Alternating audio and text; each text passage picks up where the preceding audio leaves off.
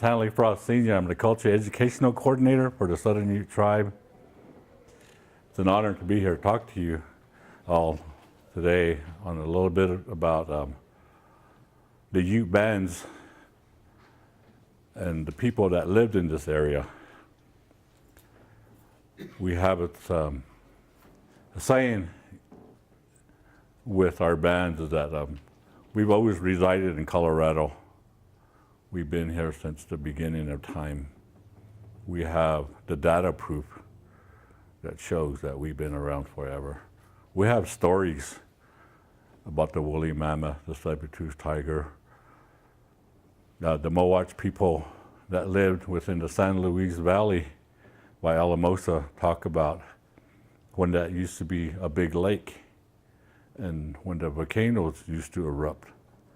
So that's been passed on for generations. A lot of our membership don't really know a lot about our history. I'm very fortunate to have heard a lot of these stories from our elders because I was raised by my grandparents.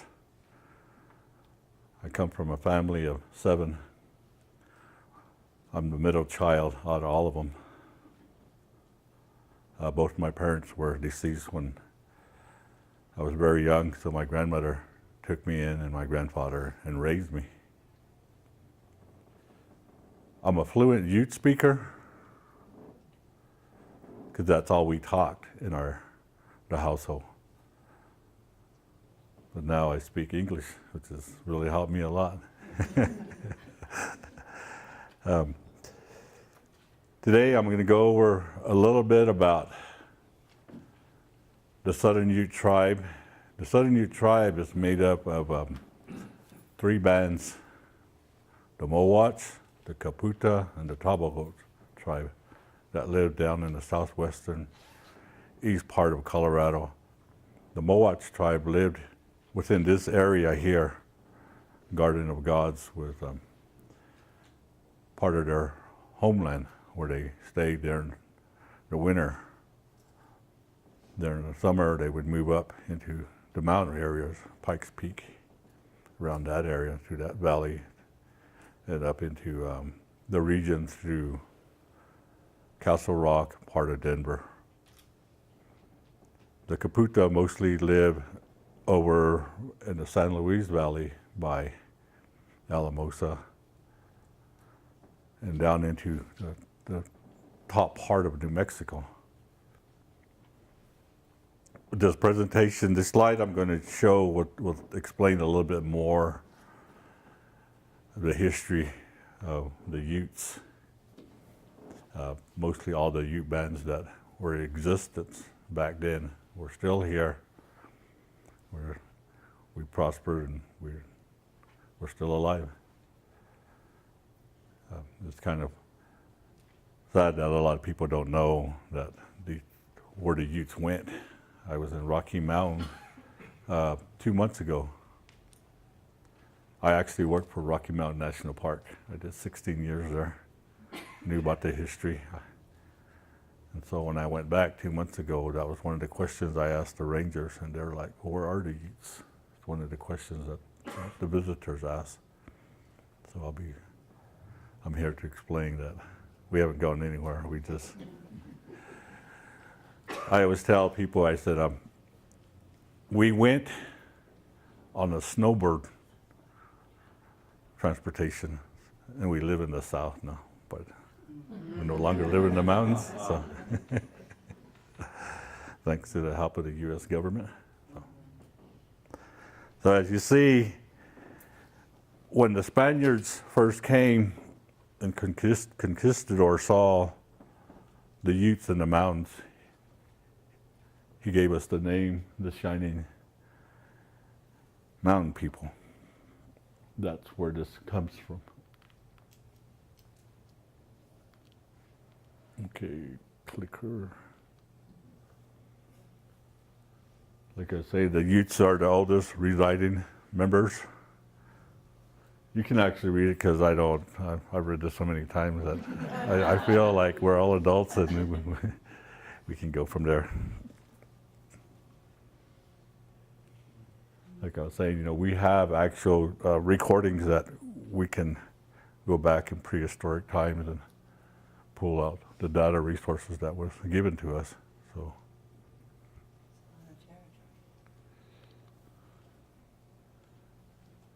This is a geographic map of where a lot of the Ute bands used to live.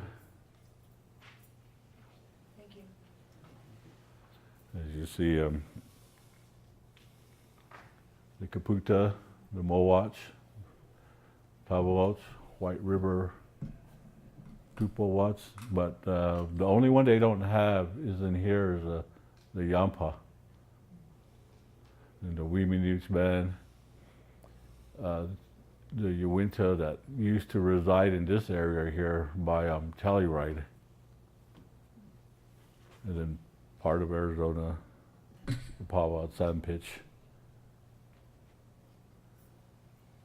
So this is a kind of accurate, but like I said, there's this part here is where a lot of the Uinta tribe came from. And when was an incident that happened, they were moved. This was this is basically an image of where the domains, like it says, and then hunting grounds where the Utes roam. There were thousands of small bands of Utes. They were not a large group. I'd say each band might have had 20, 30 people in their bands, all throughout Utah, Colorado, Wyoming, northern New Mexico.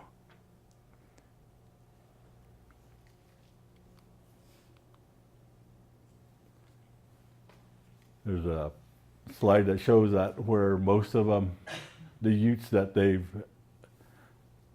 met and who they were, where they stayed in the hunting grounds. And as the government started, the Europeans started moving west, the governor of Colorado and Ouray were making agreements, and the Utes were being forced to move to certain areas. So, yes. I noticed that the I've never been able to pronounce that particular word. Compadres. Compadre. I've always wondered where that name came from. Is that a Ute word? Yeah, that's a Ute word. How does it translate? It's it's more like us. Compadre is a translation from the Hispanics. Oh, okay. A lot of these names that were given to us come from conquistador. So the Utes just basically just put on a Ute word on the front and went with whatever he said. As you see, the reservations were established. It says 1868. The Northern Ute Reservation here, 1864. The Uinta lived in this area, and after the Meeker massacre, as they put it, the U.S. government came in and moved them from this area into this wasteland and made that reservation for them. A lot of the Utes that lived there that moved didn't want to move, so a lot of them had to disband and went other places. And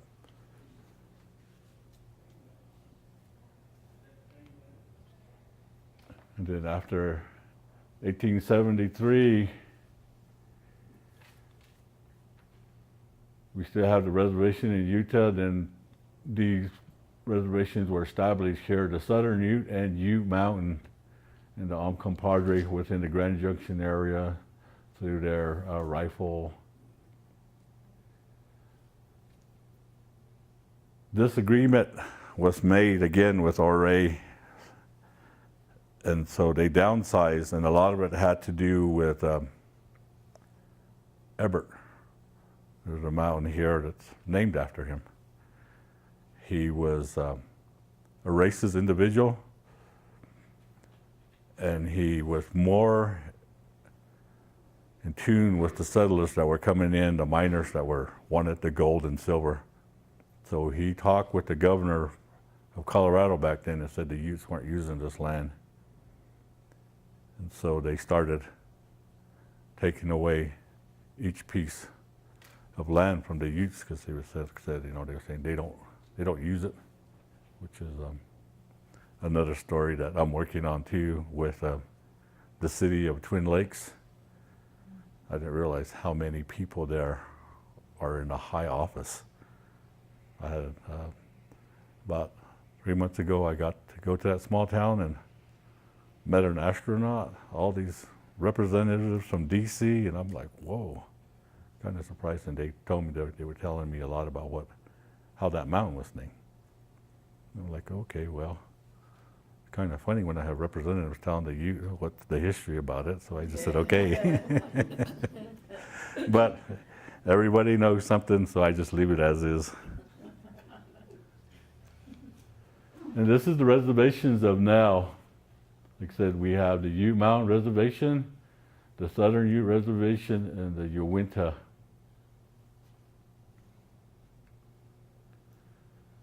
And these are the 3 affiliated tribes now. Northern Ute tribe consists of Ouray, Uinta, White River, and some of the Yampa, which is not on that map. Southern Ute, like I said, the Mowatch, Caputa, Tabogoch, and some of the Weemanooch band. Ute Mountain, Weemanooch, and Mowatch and Caputa.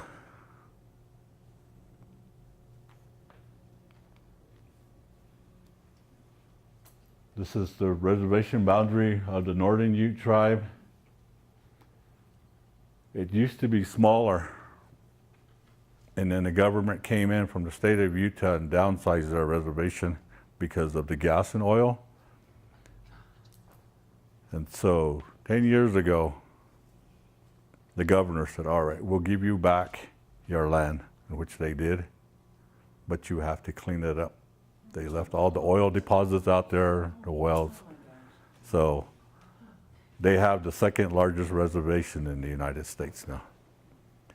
They've started their own energy business.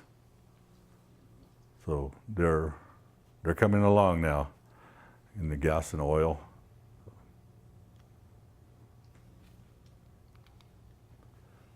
And this is a map of the Four Corners. Here is a small reservation with the Ute Mountain, which is called White Mesa. They go by Allen Canyon Utes. That's the name of their band. And then the Ute Mountain Reservation here. This is where I grew up with my grandparents. And this is the Southern Ute Reservation now. This reservation is checkerboard, which means that we have non-natives that live on the reservation and own the land. The Ute Mountain Reservation is a closed reservation, which means that it's owned by the tribe, along with the White Mesa Reservation. The Northern Ute Reservation is the same. It's a checkerboard, so natives and non-natives live there.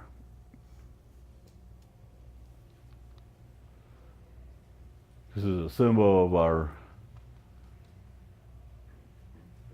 well, it's just a big sign that we have as you enter into the Southern Ute Reservation, and it shows the artwork and which bands live there.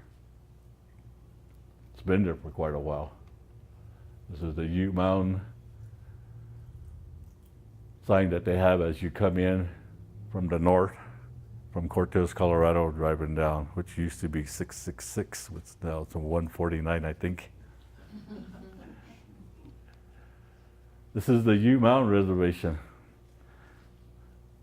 And they go by the Sleeping Ute Mountain is where the name of this mountain is. You can see how it's shaped. when you actually look at it from a distance, here there's like a head with a warb on it, and it's a pretty cool image. Toyac is located right here, at the base of this. I know this mountain like the back of my hand. I grew up as a rancher. My grandfather had cattle, sheep, goats, horses, donkeys, pigs, you name it. My grandfather was a spiritual healer. So the people would come to him and he would never take money. I never understood why, but we acquired a lot of animals.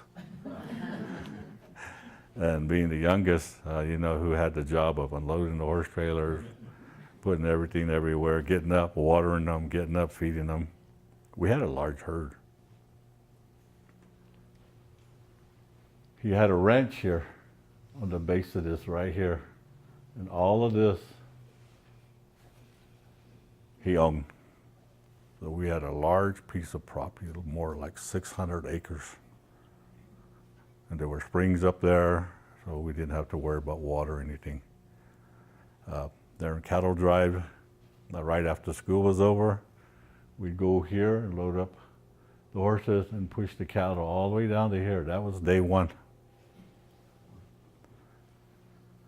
The second day, as I showed you on the map, we would move them closer to the Four Corners area.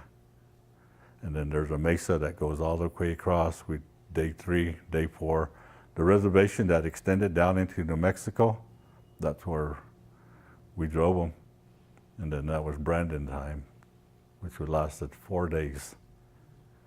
And after the 4th day, I was like, I'm ready to go home. So, but like I said, it was a great experience for me, growing up in that lifestyle with my grandparents. I was very fortunate. And the only language that we spoke was Ute, because my grandfather made sure that we still speak our language, because that's who we are. We're Utes, he said. My grandfather came from the Tobogots band. Tells me stories of his great-great-grandfather. He was the chief of that band. And when Ouray started making agreements with the government and giving away the Utes land, they forced the Tobogots out of the Arkansas Valley. The ones that didn't leave, well, you know what happened. Garland, McCook came in and took care of them.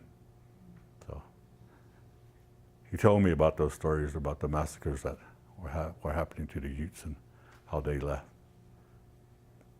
Moved in with the Tobogots.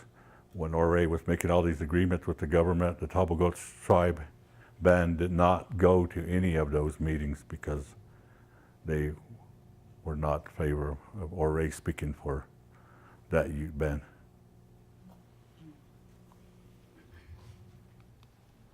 This is the legend of the Sleeping Ute Mountain. I'll let you read it. It tells about how that mountain got its name.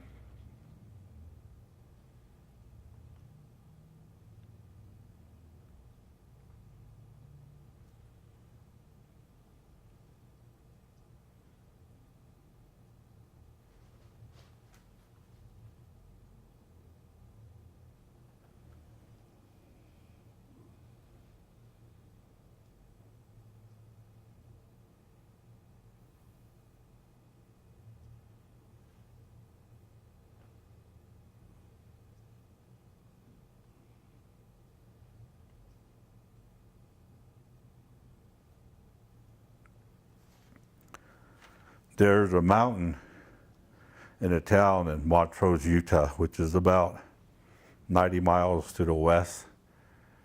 It's called Blue Mountain. And on that mountain, when it snows, there's an image of a horse head. And they say that horse is the warrior's horse. That's where that horse resides.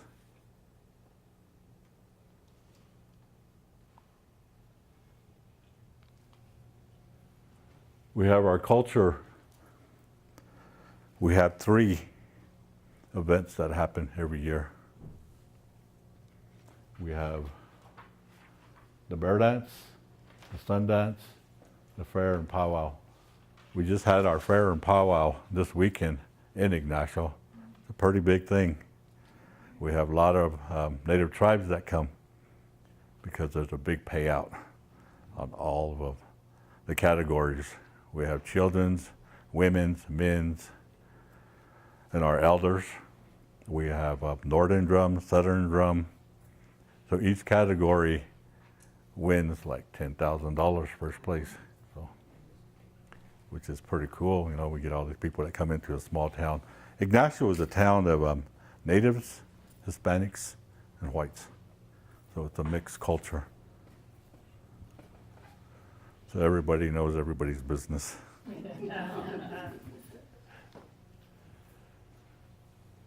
This talks about the bear dance. It's a spring celebration which happens right after the first day of spring. Each tribe has their own bear dance. The northern Ute Mountain and the southern Ute reservation each have their own reservation and have their own reservation bear dance.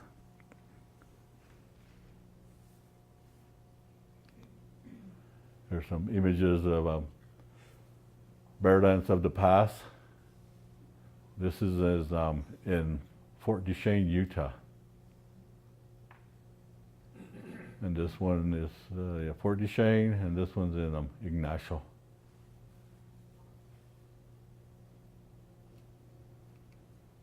There's our bear dance of today. Still carrying on tradition. Ute Mountain Reservation, the Southern Ute Reservation. And this is, looks like Rare Land, which is on the Northern Ute Reservation. I don't know if somebody might recognize this lady. I think Anna does. That's Terry's wife.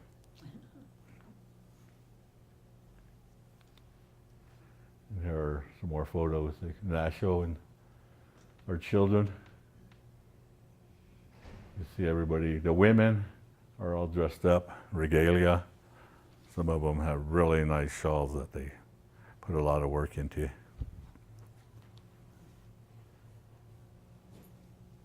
These are the chiefs from the northern Ute, the Ute Mountain Bear Dance. Everybody recognizes this guy right here. That man is my uncle. His name's Terry Knight. I call him my big brother because I grew up with him. We share a lot now. And these are the White Mesa chiefs. Each reservation has their own set of chiefs for the bear dance. And this is the Southern Ute. This is Matthew Box, the chief for the Southern Ute tribe. And these are the Southern Ute singers. And this is, he's John Sorbano from the Sorbano family. He's the youngest bear dance chief that we have. And the other individual beside him was Jake Ryder.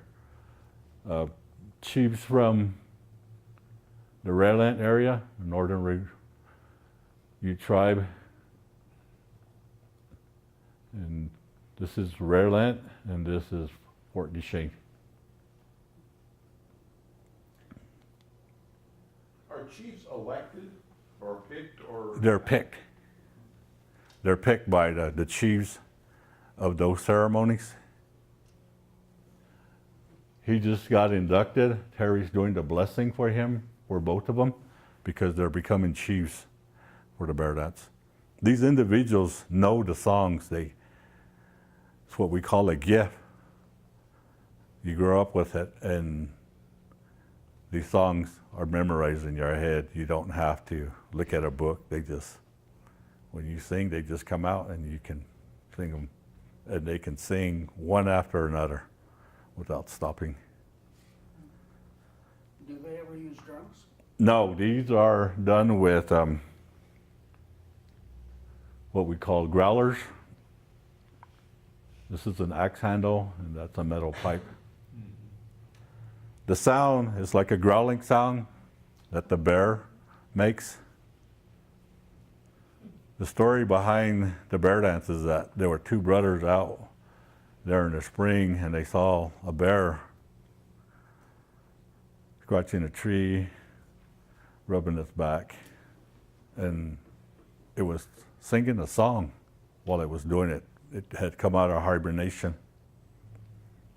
And one of the brothers said, I want to go down there and talk to the bear and ask it why it's doing it. This was a time when everybody could talk to each other, man. Humans could talk to the animals. So he went down there and the she-bear told him, well, this is what we do because spring is here. The beginning of life, all things starting from the water to the ground to the sky. Yes? How many people today are in each of the 3 Ute tribes? Our tribe in the Southern Ute Reservation consists of 1,500, and it stays at 1,500. It never decreases and it never raises. We don't know why, but that's where it stays, year after year after year. One of our memberships leave, another one is there to take that place. And my wife works for the Southern Ute Tribe, and she's a Tribal Information Service Assistant, and that's part of her job, keeping records of all these. Well, so when people leave, they no longer consider themselves Southern? No, what I mean is when they die. Ah, all right. I get the picture. And the other tribes are? I don't know what their membership total is, so I just know about where I live. Yeah, okay. So like I was saying, this is what they use, but I'll go back to the story. Anyway, he went down there, the she-bear told him about this, why they do it and the song she's singing. And she told the older brother, she said, if you stay with me for a year, I will teach you these songs. And the younger brother went back to the camp, and a year later, he went back to go see where his brother was. And there was 2 bears standing there. And he asked the she-bear, where's my brother? And the older brother said, you don't recognize me? He had transformed into a bear. So after that, they went back to the campsite. And he told them, the older brother told him that he was there, why he's a bear, what he had learned, and what he was going to teach the people. So he taught him how to sing these songs, how to dance. The bear dance is 3 steps forward and 3 steps back. In the olden days, they never broke. So you got all these people that are lined up, as you saw in the image, taking 3 steps forward and 3 steps back. The line moves in a flow like a wave. They don't zigzag, they always kept it together. Nowadays, as you see, the young ones are partnered up with somebody, they've changed it. So we have a corral which is made out of cedar. The entrance is open on the southern reservation, which faces to the east, to where the sun rises. And in that corral, we have 2 trees. We have a male tree on the north and a female tree to the south. So when you come in, you go to those trees and you take some of that cedar and you bless yourself off, you rub it. People leave ribbons, things on there to help them, because we say spring to us is the beginning of new life.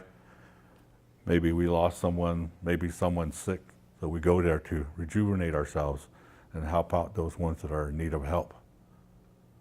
So when the dance is over, you'll see feathers, a lot of things are tied on that tree, money.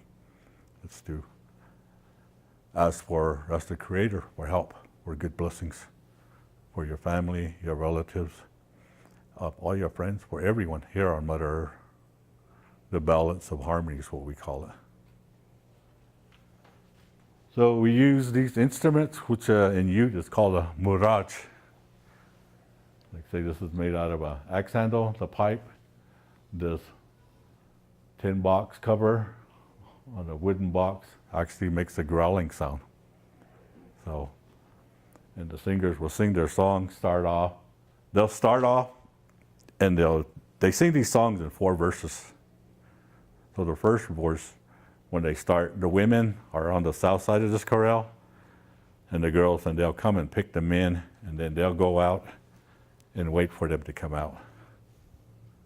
We have a guy that's called a cat man. He has a big willow stick. And if those individuals don't come out, he will go and get you and take you out there. If you don't go out, you have to give him money. So, and if you try to run, he's got that stick for a purpose, and that's the way. Either to get you up and move, or he'll track you down.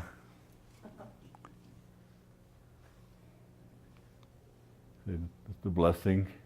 Terry Knight's doing the blessing for them. He is one of the Sundance Bear Dance chiefs for the Ute Mountain Reservation. This picture was taken this year.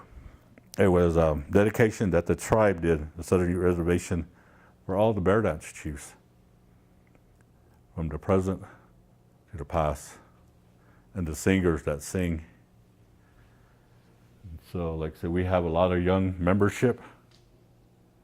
This individuals from Ute Mountain Reservation, White Mesa, Ute Mountain, White Mesa, Ute Mountain, Southern Ute Reservation, that's me, Southern Ute Reservation, the Bear Dance Chief for the Southern Ute Tribe, Bear Dance Chief for the Ute Mountain, Kenny Frost, singer, Mr. Lang, singer, the youngest Bear Dance Chief for the Ute Mountain Tribe, Terry Knight Jr.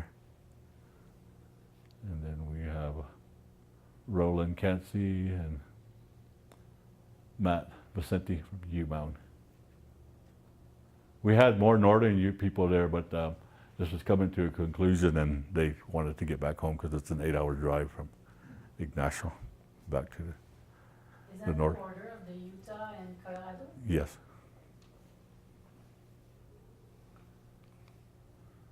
This is a picture of our Sundance that we have. Each tribe has their own Sundance. Northern Ute Reservation, which has 2 Sundances. Ute Mountain has 1. The Sundance is performed after all the bear dance ceremonies are done. So Ute Mountain has theirs the 3rd week in June. We have ours the 2nd week of July. And then the Northern Ute tribe has theirs in August. Since they're a large band, and they have 2 Sundance chiefs. This is basically how it is. We have the singers here. We have all the dancers. This here, center pole, connects to Mother Earth and reaches up into the heavens. That is our prayer tree. Not these diseased trees that you see twisted in all kinds of forms and different directions. That is not a prayer tree. Maybe there are some trees that had been modified by different bands that used to come through here. But all those trees that you see and are been saying, these are you prayer trees, or prayer trees, are not prayer trees. They're diseased. I can tell you that for a fact. I was a sawyer for 16 years. I fought fires. I was a firefighter. And so I worked in Rocky Mountain National Park. When I became a sawyer, we would go out and cut these trees down. They did a data research on these trees, and they only date back to 50 years. They have not been here that long. So the prayer trees are ancient? Is that what you're saying? no, they're not. They're only dated back to 50 years. They're diseased. No, that your prayer trees are This, actual we real ones. we rise this every year. Okay. It's cut down by the Sundancers that are going to dance in that dance. And then at sunrise, we put it up. This tree will go in first, then all these will go up around it. This faces to the east. We do this dance for all things here on Mother Earth. We do it for ourselves, we do it for our families. We do it because the Creator has chosen us. He gives us a vision. He shows us the dance that we're going to do, and that's how it just happens. It's a 3 to 4 day celebration, no food, no water. You dance all day, all night. Back here, there would be bedrolls, and that's where they stay. We have individuals that stay out here, and they watch the dancers, making sure 24 hours that they don't leave. There's a stall outside to go to the restroom. You're escorted there, and you're escorted back. So the people come to support the dancers. Maybe they might have a relatives in there. It's a man's dance. They do have a women's Sundance, which is held in Idaho, and that's where a lot of our Ute women go to dance. But we don't hold a women's Sundance on any of our reservations until recently. Some women got their own group together and put up a Sundance for themselves on private land. That's the Southern Ute tribe on Ignacio does not acknowledge it. So they have to go get all their things themselves and pay for it, whatever they're going to do. So there were no spectators or no? Yes, we have singers that come from the Northern Ute tribe, Ute Mountain, and then we have singers there in the Southern Ute tribe. So they all come and help. And then we have singers that come from the Sioux tribe, because we have relatives tied in with the Sioux. And then the people from Idaho, the Shoshone Bannocks, because we're tied in with them too. They come, they have singers that come, and they sing. All our songs are basically almost sound alike. So they come, they sing. I am the Sundance chief for the Southern Ute tribe. I hold the highest honor. This was given to me by the people, by the elders they choose.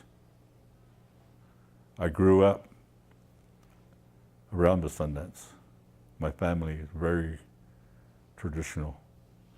As a young man, I remember back when I was younger being in there sitting with my grandma, listening to my grandfather sing, people coming, watching my brothers, my aunt, my uncles dance. Never in my wildest dreams did I ever think I'd become a Sundance chief. There's a story that goes with it, but I won't tell you about it because I use it for a healing purpose for people in recovery. It's a story I share because I'm not ashamed to share my story anymore. I do it because I want people to heal. That's why I'm the chief. I have to walk on a thin line. So I'm very careful what I do, what I say. It's the hardest position you can hold. So, but I've held it for almost 12 years. It's because I can still speak my language, and that's what we pray in, the Ute language. So, I'm very fortunate that being raised by my grandparents and knowing how to. There are some words I have forgotten. And we get together once in a while. I travel to the reservations and I ask them, how do you say this? And we're lucky that we still have elders that remember, that I do record them. Yes. So I'm curious, of the 1,500 people in the Southern Ute tribe, how many speak Ute? Sadly to say, I think 20 are fluent Ute speakers. We have some individuals that understand it but don't speak it, and we really encourage them to speak. We have our own monastery school, which is an elementary school that the tribe owns, and so the Ute language is taught in there. We have qualified people that run it. We have one of our membership that just got, we have 4 that got their doctorate degree, so they work there, they work on the language. And so they have their parents come in and help them with a lot of things. Yes? So why you don't eat and drink for 3 and 4 days? Because we're sacrificing our body It's like a cleanse. Yeah, we're cleansing ourselves, and then we're sacrificing our body for everything here on Mother Earth. For everyone, starting like I get from the water to the ground to the sky. Because with what's happening right now with Mother Earth, it's out of balance. We have all this chaos you see about, you hear about. And it shouldn't be like that. We should get along with each other and support one another. Sadly, it's become Republicans against Democrats, nationalities against each other. Do the Utes get along with the Navajo? Yes, my wife is Navajo. Better. There's a story back in the olden days that the Utes used to go down to the Navajo camps and raid their camps and steal their women. And that's why I was telling my wife's sister. Remember when I showed up and I took your sister? They tease me about it all the time. So, yeah, my wife is Navajo, my best friend, my partner for life. We've been together for 25 years. 5 years, we hung out, did a lot of things. So finally I just asked her, you want to get married? I think it was the biggest sigh of relief I told her, how come you just didn't say, finally? So life is good. We have our ups and downs, but we know how to talk to each other. We don't argue, which is kind of weird, because it was my first wife. Man, let me tell you, that's another story. Yes? Since she's Navajo, can she become a member of the Ute tribe? No, she's enrolled in She is? the Navajo tribe, yeah. They do permit that. Yeah, she's enrolled in her own tribe. In her own tribe. Yeah. Which is crazy, because if you marry a Pueblo, I didn't know that because my ex-wife told me she married a Pueblo guy. Pueblo, San Domingo. And she says, I have to give up all my Ute ways to be with him. And I'm like, isn't that like giving up your religion or something? So I didn't know that until she told me, and I'm like, wow.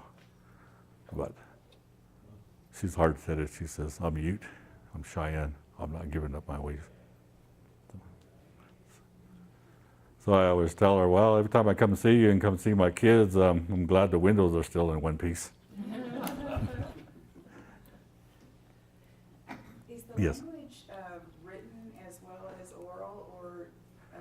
Yes, we had a linguist come in back in the late 70s and start working on the Ute language. I have some dictionaries that I'm going to pass out and you all get to look at. I have some CDs that you'll be able to hear. Or if I've got to bring I brought my laptop in, so you'll hear. We have how to say the colors. Talk about our household items like the dishes and things like that. We're working with an individual. They're kind of like Rosetta Stone, but they're not. They're governed. They run on a grant, and they go to all these reservations and they help them preserve their language by recording it and doing images on books. So, like they would be a poster, and this individual here, this man, you would download this app, put it on your phone, hold your phone up to that picture, and it would bring it up, and it would say it in English, and then it would say it in Ute. So it would say, man, the watch. So that's where we're moving on now. So before the 70s, it wasn't written down at all?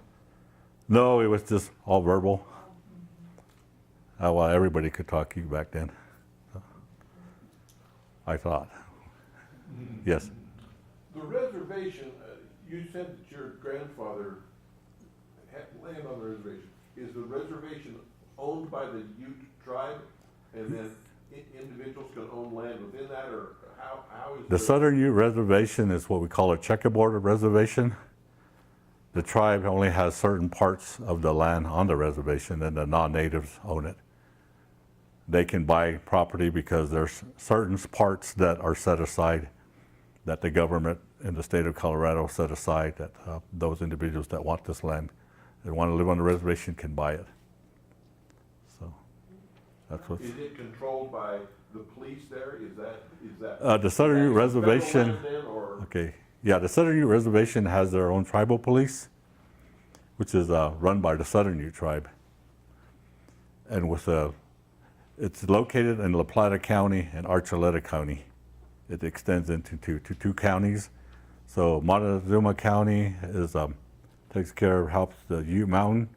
La Plata County Sheriff Department help the Southern Ute Police Department take care of anything that happens on the reservation. Is that the same as the Navajo police?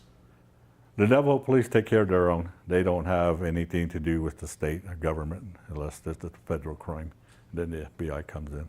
All reservations that have any kind of crime, whatever it is, that's real. If it's really bad, the FBI comes in because it's still, the land is still owned by the federal government. The people just live there. So now I have a question about the checkerboard reservation characteristics. So how many of the people who live on the checkerboard reservation are not Utes? That's a real good question. I don't know. Yes?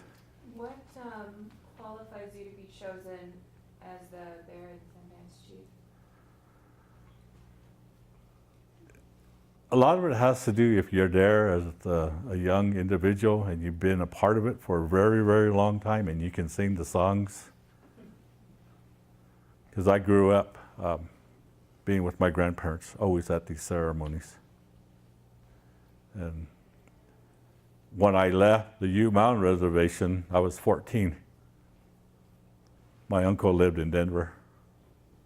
He was an auto mechanic there, Ford Garage, right next to the Capitol Center. We might know where that's at. Anyway, so I went to go stay with him for one summer, and I never wanted to go back because I liked it so much. I made a lot of friends there. So that's where I went to school.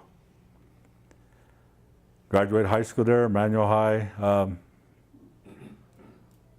I'd say like almost a week after I graduated, I got hired at Rocky Mountain. I applied, got the job, worked there for 16 years.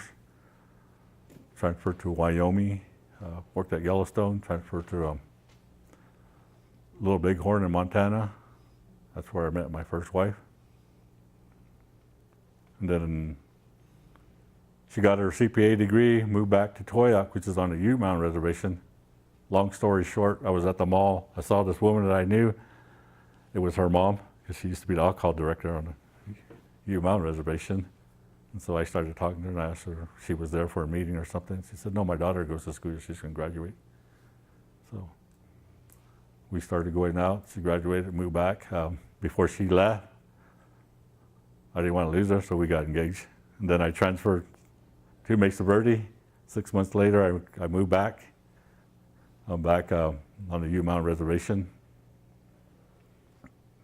Worked there for a short time because the president said it's time for a budget cut. So they offered me a part-time job, and I said no. I have all these skills that I can use, heavy equipment, things like that. So I'm well educated, and I think a lot of it goes to working for the Park Service. I learned plumbing, carpentry, electrical. I have a heat and refrigeration license, ductwork, and I'm also a certified journeyman welder. I have worked on the pipeline, lived in Japan for a while, built skyscrapers. A lot of our jobs were government jobs, so thanks to that, I got to travel the world. So whatever the military blew up, we went back and built. So kind of a crazy story. I'm like, what? Okay, all right, well, whatever. As long as I get paid, that's all that matters to me. So that's a little bit about me. Let's get back onto this. Like I was talking about the Sundance, it's a religious ceremony, like I said, where we sacrifice our body by a vision that was given to us. Not a whole lot of our men have that vision. I have these on me. It reminds me of a 4-day Sundance that I ran for 4 years. It was a vision that was given to me. And in those 4 years, we've only had 12 dancers. The last year, we had 2 individuals that came in that were young men and danced with us. And so after that, I said, okay, we're going to go back to 3 days. So that's where it is. But we do have singers, families that come, because on each reservation, everybody's related to somebody. Like, let's say, I'm part of the Uinta tribe on my dad's side. My dad was from the Northern Ute Reservation. My mom was Utes, Tapago, Mowatch, and Kaputa. My grandfather was Tapagots. My grandmother was Kaputa. Well, my grandfather was Tapagot and Mowatch, and my grandmother was Kaputa. So those bands are in existence, and each tribe has those bands in them. So, yes? So you chose to be Southern Ute because you had this kind of the mixed band in your ancestors? I didn't choose. It was where my mom signed me up, basically, because my parents were from the Southern Ute Reservation. The Utes Reservation consists a lot of white Utes, Mowatch, and Kaputa. When the government established these reservations on the Southern Ute Reservation, they wanted them to become farmers. We're trying to teach them, and my grandfather had already had cattle because his family had cattle. So he said, no, I'm no farmer, I'm a rancher. So across, 90 miles across, there's a mesa. So that's where my grandfather said they moved, and they stayed there on that mesa. That's where they ran their cattle all year round. Then the government built a military school in Toyac, which is on the Ute Mountain Reservation, and my grandfather had to go to school, so that's where he went. And so when World War II started, before that, they said, all right, we established this reservation and we need Utes people. So my grandfather thought he was signing up for a check or something and signed it, and then he became a member of the Utes tribe. So he said, that's how I got named Utes. He said, I'm not even Utes. He said, this is where we come from. But that's how we ended up like that. So. But we're no part of those bands. It's just a title that was given to him. My grandfather was a big man, 6'4", looked like an NFL football player, worked in a coal mine. He was a big man, so I never said no. It's like, okay. My grandfather rode a horse till the day he died. I got the call. My aunt called me and said, he's in the hospital. I said, I just was at his house 2 days ago. We were out riding horses and pushing his sheep around. She said, well, that's where he's at. And to see him there crushed me. Because I always seen this man standing up, walking, doing things. Always around the corral, always with his horses. My grandfather loved dogs. He had this one dog, his name was Rex, and he would cut all his hair off and make him look like a lion for some reason. I swear that dog lived forever. Because growing up as a young boy, I had all these dogs and they were always gone, and that dog was still there, and I'm like, I'm 35 years old and this dog is still alive. Magic dog. Yeah, so I used to tease my grandfather because I used to tell him, do you give him peyote or something? Because aren't they only supposed to live like 7, 8 years? This dog is still here. But I remember him, that dog. So those were part of my childhood life. And the day that my grandfather left, you know, he talked to me. And he told me, my horse is here. He had that vision, the white horse came, and that was it. He left. So, have a lot of respect for that man. Because I wouldn't be standing here today if he didn't encourage me to go to school, get an education, become something. One day I got in trouble at school, and we went out. We're sitting on the porch, sitting on the steps. He came and he sat down beside me. He said, "Grandson, you see that out there?" And I'm looking at the mesa, and I'm like, "Yeah, so?" He said, "Out there's the real world. If you want nice things, you have to be competitive with the white men. You have to educate yourself." He said, "This doesn't always be home." He said, "But out there's where life begins. This is what I want you to do. So I want you to educate yourself, become something, because there are things to follow." And I never paid attention to that because I was 14. I was getting ready to leave. And being out here, meeting a lot of people, seeing a lot of things, moving back home. I stayed there for 2 years, and then I got on with the union, welding pipe. Then it became a bigger thing, and I got to travel the world and built skyscrapers here and there. So made enough money, put it all in the bank. Government couldn't touch it, so bought me a home, and now I live on the Southern Reservation and still speak my language. I talk with the elders, and that's when one day they were having a meeting and they were talking about Sundance, and I'm like, "Well, I'm just a Sundancer." And my uncle came and picked me up. He said, "You need to come," because I wasn't going to go. I leave that up to them. Sitting there, and they told me, "Our chief's throwing in the hat. You're next, because you still speak. You grew up this way. You've been in that lodge. You dance. You've been dancing for a long time, since you were 14. So now it's time for you to take your place, lead our people." So that's how I became the chief. And I'm still the chief. But it's the highest honor that anybody can hold within the tribe, the spiritual leader.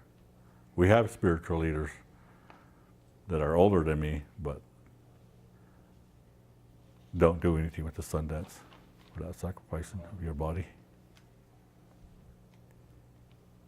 Is there a trend toward training up the young people in the old ways? So Yeah, once you, in the Sundance, it's called puberty. So once that happens, you can dance. But before that, you're not allowed in. So, like all ceremonies, once men or women, you have to reach puberty, and then things change for you. So that's a little bit about the Sundance there. Like I said, we just had our fair and powwow in Ignacio. It's a big thing. We have a big parade. We have people from Oklahoma, Canada, all over the United States that come, travel.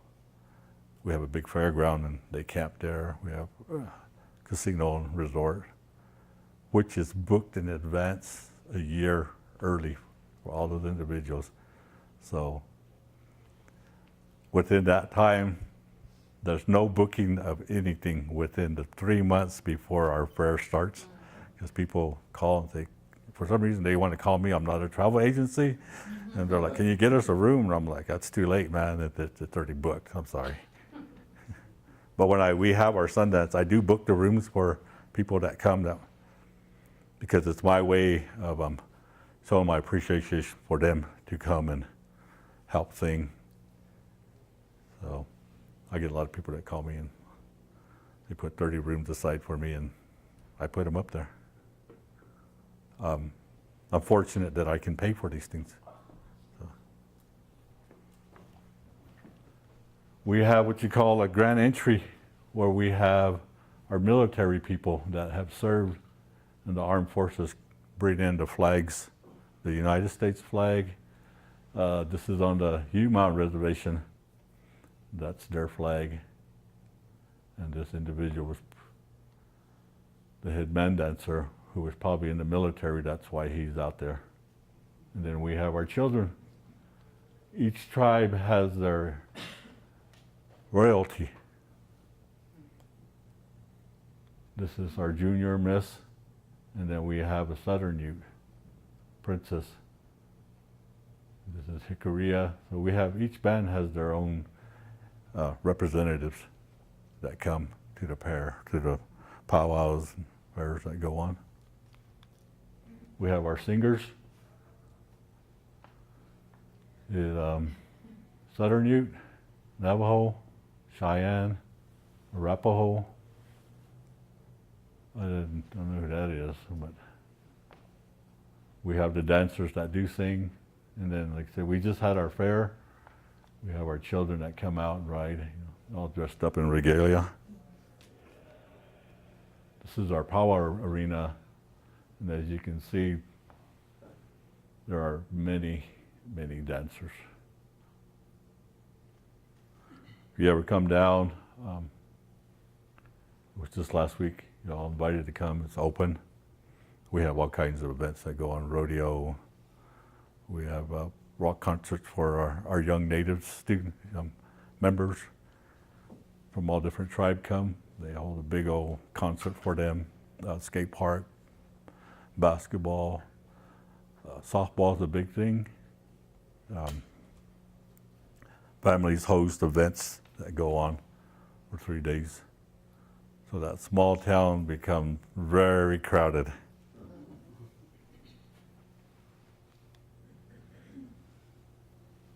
As we have songs for the Ute people are much more than musical composers. Traditional songs were used as medicine for their power, success in games and war. To ensure the abundant supply of food and for the well-being of the people, the songs become a great part of everyday life and brought the people into contact and harmony with the world about them. It's like I was saying, we do this for everything, for everyone. We don't choose sides. We try to do the best we can to help. We thank the Creator, take care of Mother Earth.